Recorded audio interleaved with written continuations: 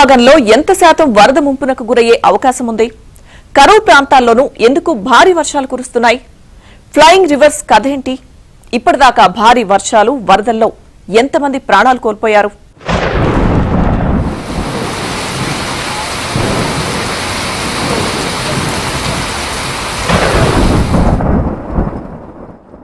దేశ భూభాగంలో 13% భూభాగంలో కొండ చర్యలు విరిగిపడే ముప్పు ఉంది. ఉత్తర ఈశాన్య రాష్ట్రాల్లో ఈ ప్రమాదం మరీ ఎక్కువ. చెట్ల నరికివేత, అడవుల ఆక్రమణ ఎక్కువయ్యే కొద్దీ ఈ ముప్పు పెరుగుతుంది. పర్వత ప్రాంతాల్లో విచ్చలవిడి మైనింగ్ చేస్తే మానవాళి మనుగడకే ముప్పని హెచ్చరిస్తున్నారు శాస్త్రవేత్తలు. అయినా ప్రకృతి ధ్వంసం ఆగడం లేదు. మన దేశానికి భారీ వర్షాలు, వరదలు కొత్త కాకపోయినా వాతావరణ మార్పుల దెబ్బకు ఒకేసారి ఒకే ప్రాంతంలో కుండపోత వర్షాలు కురుస్తున్నాయి. నైరుతి రుతుపవనాలు గతి తప్పుతున్నాయి.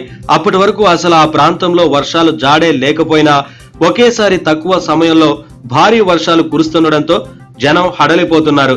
దీనికి కారణం భూతాపం, సముద్రాలు వేడెక్కడం లాంటి వాతావరణ మార్పులే ప్రధాన కారణాలు. సముద్రాలు వేడెక్కడంతో నీరు ఆవిరై రివర్డ్ ఇన్ ద స్కై లేదా ఫ్లయింగ్ రివర్స్ ఏర్పడుతున్నాయి. ఇవి ఉష్ణమండల ప్రాంతాల నుంచి చల్లటి ప్రాంతాల వైపు కదిలి భారీ వర్షాలు లేదా వినాశనకరమైన వరదలకు కారణమవుతున్నాయి. హిందూ మహాసముద్రం వేడెక్కడం ఈ భారీ ఫ్లయింగ్ రివర్స్ ఏర్పడటానికి కారణమైంది. ఉత్తరాఖండ్, హిమాచల్ సహా ఉత్తర భారతదేశంలో వరదలకు కారణం ఇదే. కురిస్తే ఒకేసారి కుండపోతగా వర్షాలు కురవడం లేదా లేని ప్రాంతాలు అసలు వర్షాలే లేకపోవడం పరిపాటిగా మారింది.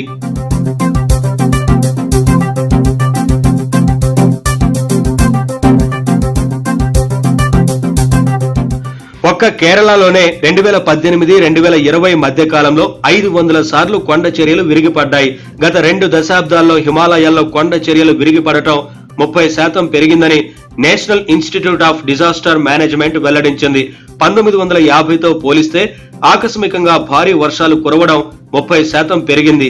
వాతావరణ మార్పులతో పాటు అడవుల నరికివేత, నదీ ప్రాంతాల ఆక్రమణ కూడా దీనికి కారణమని తెలిపింది. అందుకే వర్షాకాలం వచ్చిందంటే చాలు పర్వత ప్రాంతాల్లో ప్రాణాలు అరచేతిలో పెట్టుకుని బతకాల్సిన దుస్థితి. చెట్లను విచ్చలవిడిగా నరికివేయడం వల్ల కొద్దిపాటి వర్షానికే రాళ్లు, మట్టిపెలలు పడుతున్నాయి.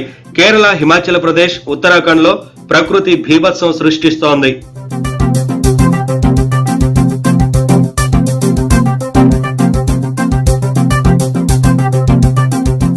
2013లో ఉత్తరాఖండ్ లోని కేదార్నాథ్ లో భారీ వర్షాల కారణంగా చోరాబరి సరస్సు అకస్మాత్తుగా పొంగి పొర్లింది.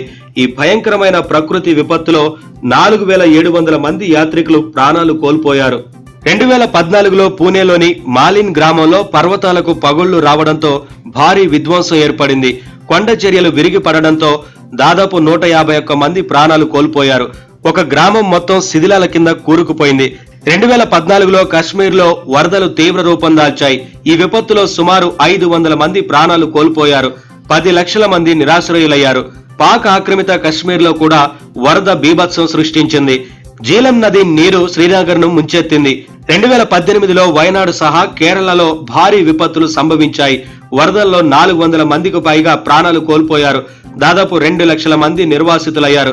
2015 డిసెంబర్లో చెన్నై వరదల్లో మునిగిపోయింది.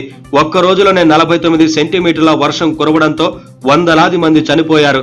వారం రోజుల పాటు చెన్నై మహానగరం నీటిలోనే ఉంది. నీటి కాలువలను ఆక్రమించడంతో వర్షపు నీరు సముద్రంలోకి వెళ్లేందుకు సైతం వీలు కాలేదు. అక్రమ నిర్మాణాలే దీనికి కారణమని తేల్చారు. 2012లో అసోంలో వచ్చిన వరదతో 27 జిల్లాలు ముంపునకు గురయ్యాయి. వరదల్లో దాదాపు 120 మంది మరణించారు. 22 లక్షల మంది ప్రభావితమయ్యారు. 2005 జూలై 26న ముంబైని వరదలు ముంచెత్తగా దాదాపు 1000 మంది ప్రాణాలు కోల్పోయారు. ఇక 2024 వయనాడులో భారీ వర్షాలు, కొండ చర్యలు విరిగిపడటంతో దాదాపు 400 మంది చనిపోయారు.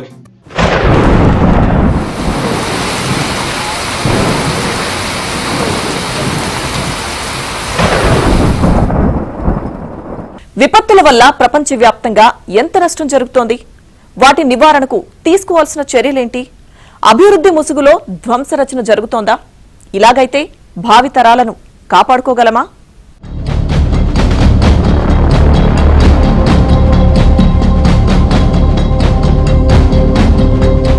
కేరళలో 50% భూభాగంలో ఏటవాలు కొండ ప్రాంతాలే ఉంటాయి. వీటిపైనే ఇళ్లు కట్టుకుంటున్నారు. వైనాడ్ లాంటి చోట్ల ఇలాంటి కొండవాలుల్లోని ఇళ్లు కట్టుకుంటున్నారు. పర్వత ప్రాంతాలను ఆక్రమించుకుంటున్నారు. పర్యాటకుల సంఖ్య పెరిగే కొద్దీ హోటల్స్, రెస్టారెంట్లు వెలుస్తున్నాయి. అడవులను నరికేసి అక్కడ ఇళ్ల నిర్మాణం చేపడుతున్నారు. ప్రభుత్వం రోడ్లు వేస్తుంది, చెట్లను కొట్టేస్తున్నారు. ఇక్కడ వర్షం కురిస్తే చాలు, అప్పటికే వదులుగా ఉన్న మట్టి కిందకు జారిపోతుంది. కొండ చర్యలు విరిగి పడతాయి. వైనాడ్లో జరిగింది ఇదే.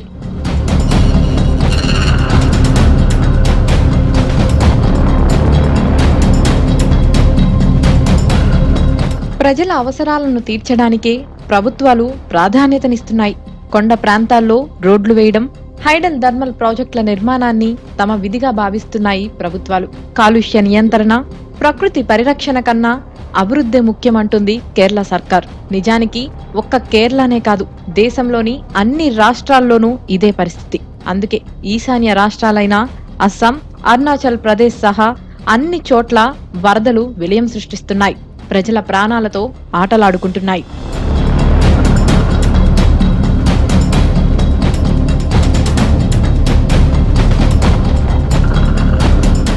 మన దేశంలోనే కాదు, ప్రపంచవ్యాప్తంగా ప్రకృతి విధ్వంసానికి కారణం మనిషి స్వార్థమే అంటున్నారు విశ్లేషకులు.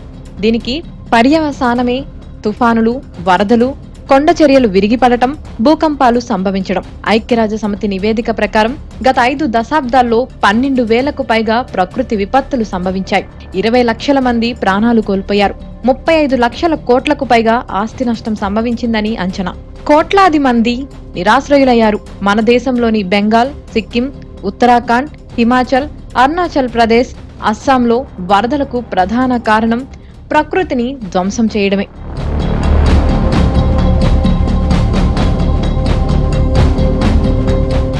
ఐక్యరాజ్యసమితి అంచనా ప్రకారం ప్రకృతి విధ్వంసం ఇలాగే కొనసాగితే 2030 నాటికి ప్రపంచవ్యాప్తంగా ఏటా 560 భారీ విపత్తులు సంభవిస్తాయి. వాతావరణ మార్పుల వల్ల ఏటా 3,75,00,000 మంది దుర్భర పేదరికంలోకి వెళ్లిపోతారు.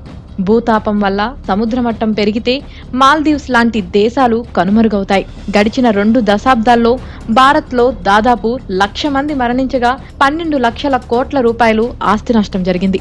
ప్రకృతి విపత్తుల వల్ల ఏటా 70,000 కోట్ల రూపాయల నష్టం వాటిల్లుతుంది. ప్రపంచవ్యాప్తంగా వరదల బారిన పడుతున్న దేశాల్లో ఇండియాది 3వ స్థానం.